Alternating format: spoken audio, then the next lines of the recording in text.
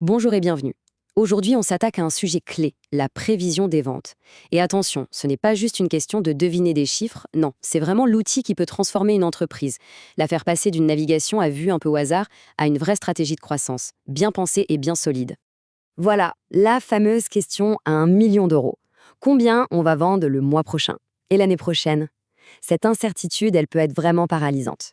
Mais imaginez une seconde si on pouvait changer ce gros point d'interrogation en une feuille de route, quelque chose de clair et de précis.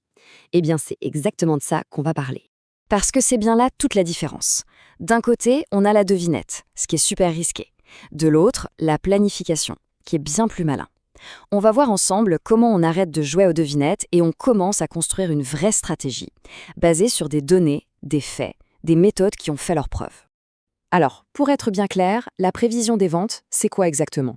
Ce n'est pas de la magie, ni de la voyance avec une boule de cristal. C'est tout simplement un calcul stratégique.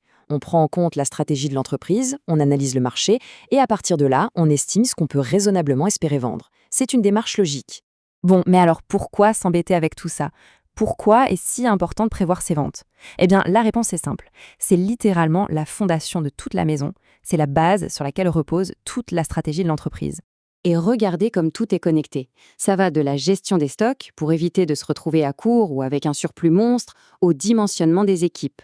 Faut-il embaucher, acheter plus de matières premières? Tout ça, ça dépend des prévisions. Et bien sûr, ça permet de fixer des objectifs clairs, de planifier les budgets. Bref, si la prévision est fausse, c'est comme un effet domino, toute la chaîne s'écroule. J'aime bien cette idée. L'avenir, c'est un peu un océan inconnu, non? Eh bien, la prévision des ventes, c'est la carte et la boussole. Sans ça, on dérive au gré des courants.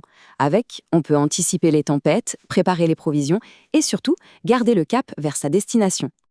Allez, passons à la pratique. C'est l'heure d'ouvrir la boîte à outils. Pour faire des prévisions, il y a deux grandes familles de méthodes. En gros, soit on se base sur le jugement, l'intuition, soit on se base sur les chiffres. Voyons un peu de plus près. Voilà les deux approches. D'un côté, on a les méthodes qualitatives. Ça, c'est basé sur l'opinion, le jugement d'experts. C'est super utile quand on n'a pas ou peu de données, par exemple pour le lancement d'un tout nouveau produit. De l'autre côté, les méthodes quantitatives. Là, c'est le royaume des chiffres. On plonge dans l'historique des ventes pour y trouver des tendances et prédire le futur. C'est la méthode reine pour les entreprises qui ont déjà un peu de vécu. Alors concrètement, une approche qualitative, ça ressemble à quoi? Eh bien, on peut par exemple rassembler des experts du secteur et faire une synthèse de leurs avis. Ou alors, tout simplement, aller sonder les consommateurs. On peut aussi imaginer différents scénarios pour le futur, ou même regarder ce qui s'est passé pour un produit similaire par le passé. C'est basé sur le jugement, mais ça reste très structuré. Bon, maintenant, passons aux chiffres. Plongeons dans le quantitatif. Un des outils les plus connus et les plus puissants, c'est la droite de tendance. Imaginez les ventes passées comme une série de points qui montent et qui descendent. La droite de tendance, c'est une ligne droite qu'on trace à travers ce nuage de points pour voir la direction générale. Est-ce que ça monte? Est-ce que ça stagne? C'est ça qu'on cherche à savoir. Alors, pour créer cette fameuse droite, il y a la méthode ultra simple, celle des points extrêmes. C'est facile, on prend le tout premier point de données de l'historique des ventes et le tout dernier. On tire un trait entre les deux et hop, on prolonge cette ligne dans le futur. C'est super rapide, c'est clair, c'est net. Mais, il y a un mais et il est de taille. Cette méthode est rapide, oui, mais elle est un peu simpliste. Elle ignore tout ce qui s'est passé entre le point de départ et le point d'arrivée. Si les ventes ont fait les montagnes russes pendant cette période, la prévision sera complètement à côté de la plaque. Donc attention, ça ne marche vraiment que si la croissance est super stable. Et c'est là que ça devient intéressant. Parce que, dans la vraie vie, les ventes parfaitement stables, c'est rare, non? La plupart du temps, c'est un peu le chaos. Alors, on fait quoi quand les ventes sont irrégulières? Heureusement, on a d'autres outils dans notre boîte. Et c'est là qu'intervient le choix de la méthode. C'est un peu comme en bricolage. On n'utilise pas un marteau pour visser une vis. Le but, ce n'est pas de choisir l'outil le plus compliqué, mais celui qui est le plus adapté à la situation. Pour faire simple, on a principalement deux options plus avancées. Si les ventes sont plutôt régulières, avec juste quelques petites bosses, la méthode de Mayer est géniale. Elle permet de lisser ces petites variations. Par contre, si les données de vente partent vraiment dans tous les sens, là, il faut sortir l'artillerie lourde, la méthode des moindres carrés. C'est la championne de la précision mathématique. Alors, comment ça marche cette méthode de Mayer? C'est assez malin, on prend tout l'historique des ventes et on le coupe en 2 groupes égaux. Pour chaque groupe, on calcule un point moyen, une sorte de centre de gravité des ventes de cette période. Ensuite, on n'a plus qu'à tracer une droite entre ces 2 points moyens. C'est beaucoup plus fiable que les points extrêmes, justement parce que ça gomme les petites anomalies. Et là, on a la méthode des moindres carrés. Alors le calcul derrière est un peu plus costaud, pas de panique, on ne va pas le faire à la main, mais l'idée, elle, est très simple à comprendre. Le but, c'est de trouver la seule et unique droite qui soit la plus proche possible de tous les points donnés en même temps. C'est la meilleure droite possible mathématiquement parlant. D'ailleurs, si on a déjà utilisé un tableur comme Excel pour ajouter une courbe de tendance, c'est exactement cette méthode qu'il utilise. Ok, on a notre tendance générale. Mais attention, l'histoire n'est pas finie.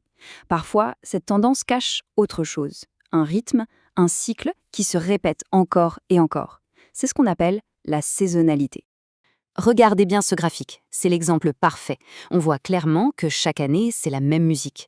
Les ventes démarrent fort, puis il y a une grosse chute au deuxième trimestre, ça remonte et ça explose en fin d'année. Ce motif qui se répète inlassablement, c'est la saisonnalité à l'état pur. Et une fois qu'on l'a repéré, on peut commencer à l'anticiper.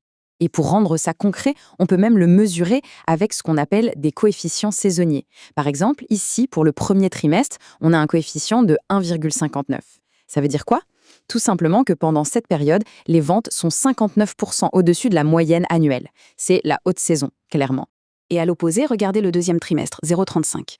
Un chiffre en dessous de 1, ça veut dire que c'est une période creuse. Et là, c'est même très creux. Les ventes ne sont qu'à 35% de la moyenne. Avoir ce chiffre, c'est de l'or. Ça change tout. Ok, super, on a identifié les saisons, on a des chiffres. Mais la vraie question c'est, on en fait quoi maintenant? Savoir c'est bien, mais agir c'est mieux. Comment on transforme cette analyse en action concrète? Eh bien voilà des pistes très concrètes. En haute saison, comme au premier et quatrième trimestre, on met le paquet, on s'assure d'avoir assez de stock, on booste le marketing. Et à l'inverse, pendant les saisons creuses, on ne reste pas les bras croisés. On peut lancer des promotions ciblées pour stimuler la demande, proposer des remises spéciales ou même réfléchir à une offre de produits qui se vendrait bien pendant ces périodes pour lisser l'activité. Finalement, tout se résume à ça. Les données de vente ne sont pas juste une liste de chiffres ennuyeux. Elles racontent une histoire sur l'avenir de l'entreprise. Faire des prévisions, c'est simplement apprendre à écouter cette histoire pour pouvoir écrire le chapitre suivant. La vraie question est donc, est-on prêt à écouter ?